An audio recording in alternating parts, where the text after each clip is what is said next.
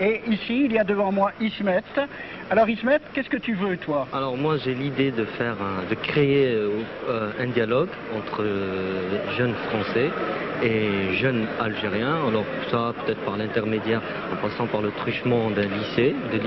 Alors on fait ça de lycée algérien qui parle à un lycée français dans le but de mieux nous connaître, d'améliorer nos relations. Et je vois pas pourquoi maintenant il y aurait des problèmes.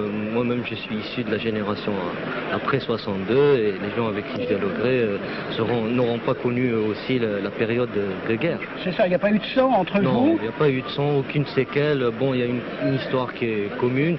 Mais justement, sur cette histoire aussi, il faudrait discuter parce que jusqu'à présent, il n'y a eu que la version française et il y a beaucoup de choses qui nous portent atteinte et on voudrait voir maintenant dans une optique voir si au futur on ne pourrait pas nous-mêmes, en dialoguant, en contact, construire cette histoire, la faire. Réécrire l'histoire. Réécrire l'histoire, oui, réécrire l'histoire ensemble. Ouais. Et là, on se mettra tous d'accord qu'il ne portera ni atteinte aux Français, ni eux nous porteront atteinte. Tu penses que c'est une nécessité aujourd'hui? Oui, c'est très très important ça. Oui. Sinon, il n'y aura pas de dialogue, il n'y aura pas de contact réel, il n'y aura pas d'amitié, c'est pas possible. C'est dans cet esprit de discussion d'égal à égal que nous avons invité Roland Bakri, le petit poète du Canard enchaîné, né à Bab el-Oued, à venir évoquer la responsabilité de sa famille, les Bakri, dans ce coup d'éventail qui servit de prétexte à la conquête. Roland Bakri, voulez-vous que nous discutions un peu de cette période de la vie de votre famille à Alger? C'est votre histoire, c'est l'histoire de France, d'Algérie et de l'histoire de ma famille.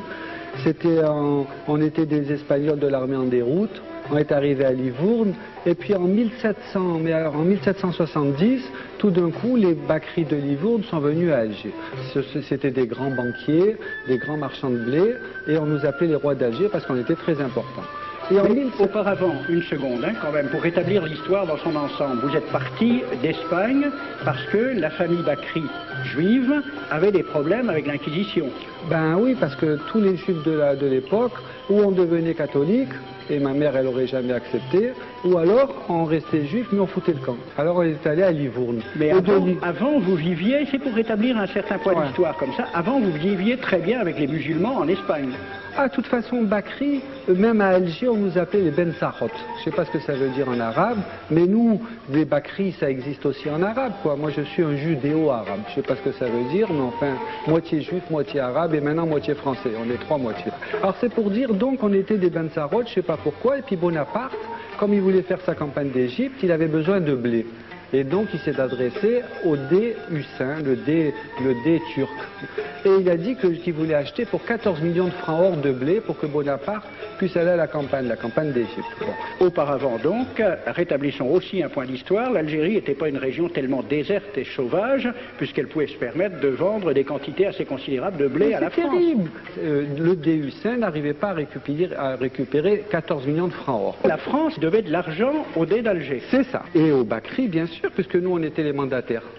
Alors, M. Roland Bakri, c'est Bakri qui a obtenu les créances et qui est parti les présenter en France dans l'espoir de se faire payer par le gouvernement français les dettes datant de cette commande faite par Bonaparte en 1795. En 1795 et qui, en 1827, n'est toujours pas payé. Toujours pas. Alors donc le consul de France reçoit mission d'aller voir le Dey, ou c'est le Dey qui lui demande de venir le voir? Non, c'est pareil, sur un bourricot, et il monte les petites rues de la Casbah avec des poternes, des lanternes, en fait tout ce que vous connaissez la Casbah d'Alger. Hein, et il arrive au palais qu'on a appelé par la suite le palais de l'Éventail. Vous connaissez dans la Casbah, il y a le palais de l'Éventail, du coup d'Éventail. Bref, il arrive là-bas, et puis d'abord c'est mon frère, enfin tout ça, c'est toutes les salam alek d'usage, hein, et ça tourne vite à l'aigre. Ils se traitent de tout, et l'autre, il prend la mouche, l'autre il prend le chasse-mouche, et il donne un coup sur la... Alors, point historique, c'est un chasse-mouche ou c'est un éventail? Bref, le consul, il est tout rouge de la gifle, ainsi de suite, il repart là-bas. Et puis il dit, voilà, ils m'ont donné une gifle, etc.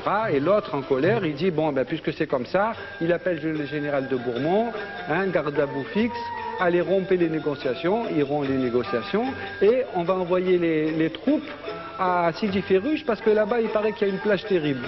Et c'est en 1830 que vous savez que les troupes françaises ont débarqué. Voilà. Monsieur Bacri, vous dites pour défendre l'honneur de vos aïeux que la dette française n'avait pas été réglée au dé. Ça, c'est un fait, c'est sûr. Mais est-ce qu'elle n'avait pas été réglée au Bacri? Parce que... C'est très compliqué. C'est pas si compliqué que la science d'argent, c'est compliqué si on se réfère aux historiens qui ne sont pas comme vous, des historiens de rien, oui, je sais, il y a monsieur Charles-André Julien, qui est un grand spécialiste des questions, qui vous a écrit, il y a quelques années, « Mon cher Bacri, tu as touché en 1800 un premier acompte de 3 175 000 francs, puis un second de 1 200 000 francs grâce à l'intervention de ton ami Talleyrand. Pardon. Tu lui avais d'ailleurs considérablement graissé la patte. Et tu lui avais tellement graissé la patte qu'il en était devenu boiteux. C'est passé dans l'histoire. En 1819, ce même boiteux t'a fait obtenir 7 millions par un vote des chambres. Tu as fait une admirable affaire et du même coup roulé le dé d'Alger, qui était le seul créancier valable et qui n'a pas touché un sou. D'où le coup d'éventail. Tu as quand même une lourde responsabilité familiale. Faut reprendre l'histoire telle qu'elle est. Cher Bacri, c'est justement ce que souhaitent les Algériens qui n'ont récupéré en 1962 dans les bâtiments officiels d'Alger que bien peu de documents d'archives.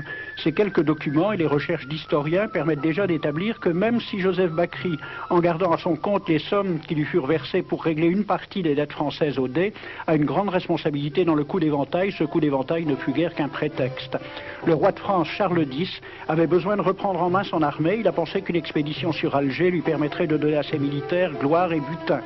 Quant aux tenants du capitalisme naissant, leur théoricien Sismondi écrivait dès mai 1830 « Ce royaume d'Alger ne sera pas seulement une conquête, ce sera une colonie, ce sera un pays neuf sur lequel le surplus de la population et de l'activité française pourra se répandre. » Voilà les véritables raisons de la conquête dont il faut aussi éclairer les méthodes. Alors j'ai pris des documents à la Bibliothèque nationale à Paris, des témoignages des conquérants de l'époque, des conquérants français. D'abord, des extraits du bréviaire que l'on avait remis aux officiers et soldats qui s'en allaient en Afrique. Cela s'appelait « Aperçu historique, statistique et topographique sur l'état d'Alger ». Voici quelques-uns de ces extraits. Ces contrées sont des terres vacantes, abandonnées aux mauvaises herbes par la paresse et l'indolence des morts.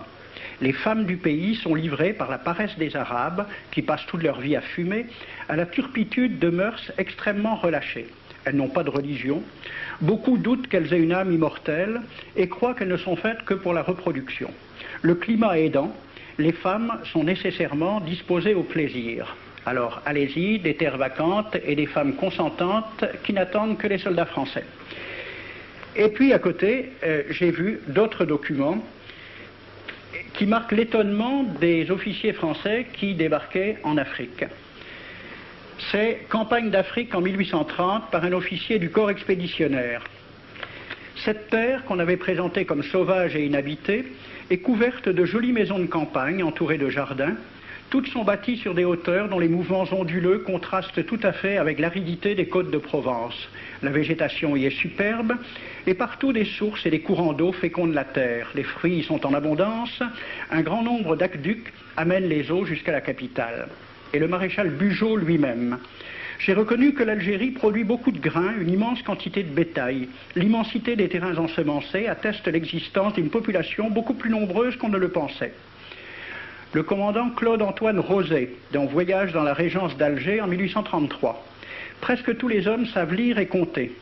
En France, on compte à l'époque 40% d'analphabètes. Ainsi, les soldats qui débarquent sont en général moins instruits que les sauvages qu'ils viennent civiliser. Le ministre de la guerre de l'époque, il s'appelait Girard. Il faut se résigner à refouler au loin, à exterminer même la population indigène. Le ravage, l'incendie, la ruine de l'agriculture sont peut-être les seuls moyens d'établir solidement notre domination. Savary, duc de Rovigo, apportez des têtes, bouchez les conduites d'eau avec la tête du premier bédouin que vous rencontrerez, au nom bien sûr de la civilisation. Christian, dans l'Afrique française, un détachement de l'armée parti d'Alger surprend la tribu désarmée des Olifias et massacre sur le champ tous les hommes, femmes, enfants, sans distinction. On parlera de 12 000 morts. Les troupeaux raflés aux Olifias seront vendus au consul du Danemark. Quant au reste du butin, il fut exposé au marché de Babazoun. On y voyait des bracelets de femmes, encore attachés à des poignets coupés, et des boucles d'oreilles pendant à des lambeaux de chair, au nom de la civilisation. Le colonel François de Montagnac. Selon moi, toutes les populations qui n'acceptent pas nos conditions doivent être rasées. Tout doit être pris, saccagé, sans distinction d'âge et de sexe. L'herbe ne doit plus pousser là où l'armée française a mis le pied. Saint-Arnaud, il était commandant et c'était aussi un mari très attentionné. Il écrit à sa femme: « Chère Louise, je suis bivouaqué par une chaleur de 40 degrés au milieu de 20 villages superbes qui ne se sont jamais bien soumis. Je leur ai donné jusqu'à ce soir pour payer les impôts et les amendes que je leur inflige. S'ils ne s'exécutent pas, j'enverrai 3 colonnes brûler tout. » En juin 1845, la tribu des Ouled Riha, chassée de ses douars par les détachements incendiaires du colonel Pélissier, se réfugie dans des grottes de montagne. Ordre du maréchal Bugeaud. Si ces gredins se retirent dans leurs cavernes, imitez Cavaignac aux Béha, fumez-les à outrance comme des renards. Voici le récit d'un témoin, français bien sûr. Voir au milieu de la nuit, à la faveur de la lune, un corps de troupes françaises occupé à entretenir un feu infernal. Entendre les sourds gémissements des hommes, des femmes, des enfants et des animaux, le craquement des rochers calcinés s'écroulant. Le matin, quand on chercha à dégager l'entrée des cavernes, gisaient des bœufs, des ânes, des moutons. Parmi les animaux, entassés sous eux, on trouvait des hommes, des femmes, des enfants. J'ai vu un homme mort, le genou à terre, la main crispée sur la corne d'un bœuf. Devant lui était une femme tenant son enfant dans ses bras. Cet homme avait été asphyxié au moment où il cherchait à préserver sa famille de la rage de cet animal. On a compté 760 cadavres. Le 8 mai 1845, Saint-Arnaud découvre 500 Algériens qui s'abritent dans une grotte entre Ténès et Mostaganem. Saint-Arnaud ordonne à ses soldats de les emmurer vivants. Il écrit: « Je fais boucher hermétiquement toutes les issues et je fais un vaste cimetière. La terre couvrira à jamais les cadavres de ces fanatiques. » C'est à peu près ce qu'ont dit les Allemands en massacrant le village d'Oradour-sur-Glane. Montagnac, toujours lui, le colonel. Voilà comment il faut faire la guerre aux Arabes. Tuer tous les hommes jusqu'à l'âge de 15 ans. Prendre toutes les femmes et les enfants. Vous me demandez ce que nous faisons des femmes que nous prenons? On en garde quelques-unes comme otages. Les autres sont échangées contre des chevaux et le reste est vendu à l'enchère comme bête de somme. Toujours au nom de la civilisation. Nous rapportons un plein baril d'oreilles récolté pair à pair sur les prisonniers. Il contient même celle d'un de nos 58 gendarmes morts de maladie. 2 pièces de 100 sous ne sont pas à dédaigner. Le maréchal Soult, ministre de la guerre, répondant à des questions à la Chambre des députés. En Europe, un tel acte serait horrible et détestable. En Afrique, c'est la guerre même. C'est la guerre même, c'est du moins ce que dit le ministre français, mais en face, voici un décret pris par l'émir des Arabes, l'émir Abdelkader. Tout Arabe qui amènera vivant un soldat français recevra pour récompense la somme de 8 douros. Tout Arabe qui aura un Français en sa possession sera tenu de le bien traiter et de le conduire le plus promptement possible, soit devant le califat, soit devant l'émir lui-même. Dans le cas où le prisonnier aurait à se plaindre de mauvais traitements, l'Arabe n'aura droit à aucune récompense. À la lecture de ce décret, question d'un soldat algérien, quelle récompense pour un prisonnier vivant? L'émir répond 8 douros. Et pour une tête coupée, l'émir répond 25 coups de bâton sur la plante des pieds. De quel côté était la civilisation? J'ai donc fait ce film avec les citations et des dessins et gravures qui étaient à la Bibliothèque nationale à Paris, et j'ai proposé le film à la Ligue de l'enseignement pour qu'il soit projeté dans les lycées et collèges de France et de Navarre. La Ligue de l'enseignement l'a refusé avec cette appréciation.